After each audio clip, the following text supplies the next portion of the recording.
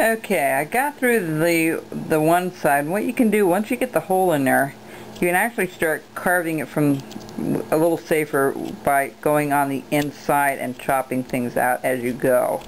Again, you want to be real careful that you don't snap this off, you know, but it's probably a little easier to try to get in there. And you can also go back and recut your lines a little deeper, as I'm doing here, just to free things up a little bit and try to get those corners as well as you can. Now that's not always easy to do, but there we go. There we go. See?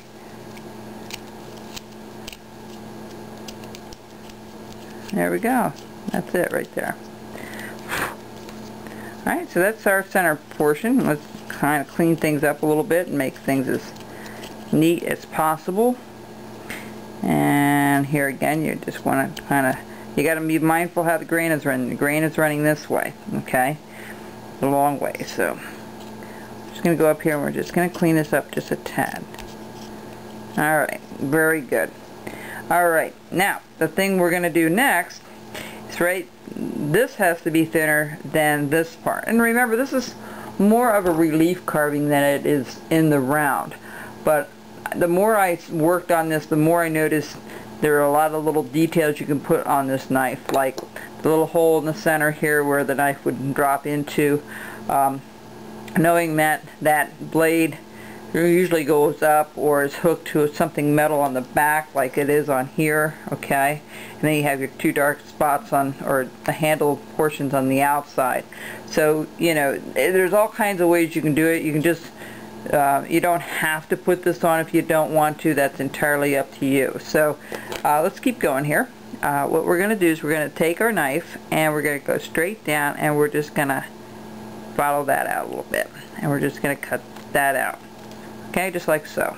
Alright? We're going to do the same thing over here. We're going to just separate it from the handle a little bit. And again, we're just going to chop that out a little bit, just like so. And we're going to go a little deeper. We're going to do about 1/8 of an inch by the time we're done on this side. And just go ahead and do that first. Yeah, take your time doing that. Alright, we're going to clean this up just a little bit in here. You don't have to do this portion in here. That's optional. If you want to do that, we'll do that at the very last. You don't want to do that beforehand. So what you're trying to do, and over here you want to kind of mark it off in the back a little bit if you want to do a little more of a in the round instead of just one side, which I'm going to show you. And we're going to do the same thing here. Just going to chop a little piece out. Okay, you don't want to go too much thinner than that. This is a little thinner piece. Maybe not. I thought it was thinner than the other one, but I stand to be corrected. So, and let's see. I hope a lot of you are coming to the show. I think it will be a fun show. That's on at the Farm and Home Center in Lancaster. And if you can come out, please do. I'm sure it will be fun. I'm sure you won't be disappointed. What I heard last year, people really enjoyed it. Again, I'm just trying to mark how far I'm going to go here, and now I'm going to stop. I can always go a little deeper a little bit later. Alright, so now the next thing is this blade is in front of this one.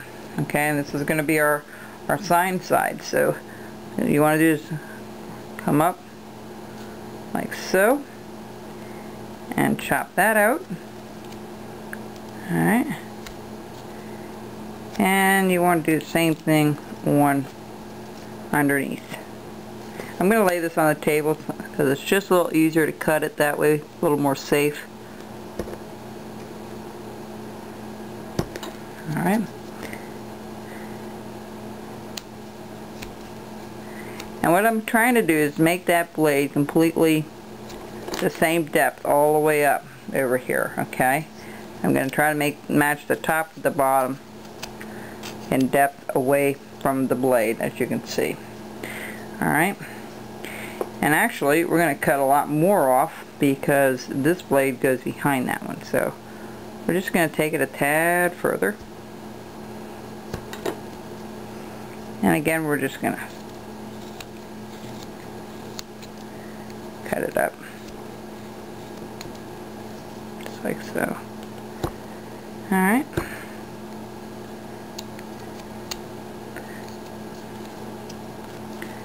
It's funny, some ideas come quicker to me than others, and this was came out of the blue to me, so I thought this would be fun to do as a project for my other luncheon coming up. Alright, so we're going to let that, we're going to just trim a little bit more off over here. We're just going to, alright. We want things not to look crooked. Alright, that looks pretty straight. I may not have taken as much off in the back, but that's okay. It's fine. We're going to go a little deeper over here anyway, so. Alright, so we have the front, and we've got to take the tip of that knife off a little further. The other important thing when you're doing this, folks, okay, see all the roughness on the the bandsaw? What you want to do is take your knife and you just want to slowly go around it and take all those rough spots off as carefully as you can and go with the grain. In fact, you want to do that first maybe before anything else. Alright, see how it's smoothed out now? Perfect.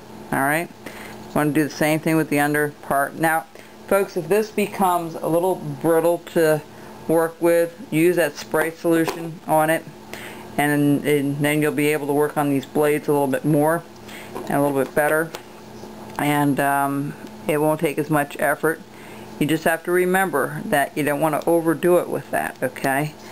You just want to spray it enough to make it soft enough to work on, especially if you have a delicate area where you're afraid you're going to snap things off. This should really be flat. But if you, before you start, and I should have done this, is take this onto a bandsaw, not a bandsaw, I'll come to it today, a sanding belt, and lay it on there for a couple of seconds and get it all nice and sanded up and flat. I should have done that with this before I started, but I'm not at the farm right now, I'm at my home, so I didn't think of that until now. Alright folks, we'll be back. I'll be back to show you how to keep going with it. Alright, I'll be back in a bit. Bye bye.